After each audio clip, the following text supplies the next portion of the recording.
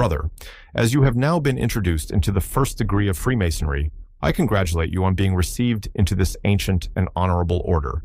Ancient as it has existed from time immemorial, and honorable as tending to render all men so, who will observe its rules, be governed by its principles, and act in conformity with its precepts. No institution was ever established on nobler principles, nor were ever more excellent rules and maxims laid down than are inculcated in the several Masonic lectures. They are all derived from that sacred volume which you have been taught to regard as the inestimable gift of God to man, and as the rule and guide of your faith and practice. At this stage of your profession, there are 3 great duties you are charged to perform, duties which you owe to God, your neighbor, and yourself.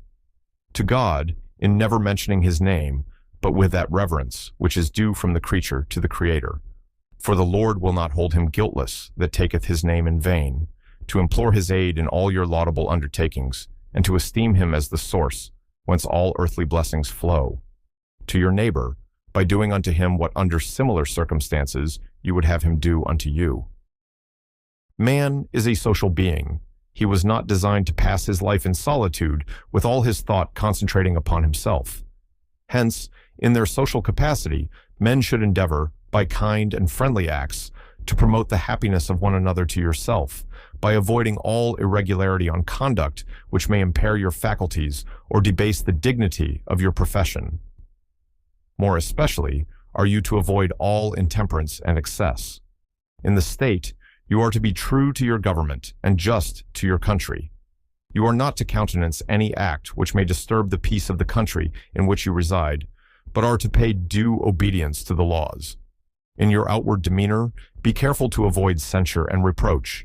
Let not interest, favor, or prejudice influence you to be guilty of a dishonorable action. Remember that the credit of the institution into which you are now admitted depends upon the conduct of individual members. The world will judge the tree by its fruit.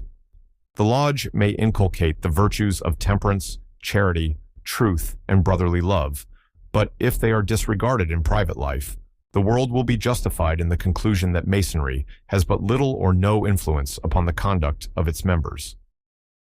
Let me urge upon you then, my friend and brother, to cultivate the moral virtues and practice the duties which we have this evening endeavored to impress upon you. At your leisure hours, learn to improve in Masonic knowledge by studying of the Book of Constitutions and by conversations with well-informed brethren.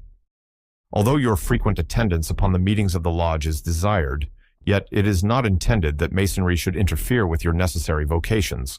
These are on no account to be neglected. Finally, my brother, keep sacred and inviolable the mysteries of the order which have been committed to your charge. The transaction of the lodge you are not to communicate to any but such are rightfully entitled to the knowledge of them. Indiscreet conversations on such subjects have occasioned disorder which have been difficult to correct. Admitted to the first degree, we hail you as a brother of our ancient and honorable order, in the confident expectation that you will not sully the purity of that emblem which has been presented to you as the appropriate badge of a Mason.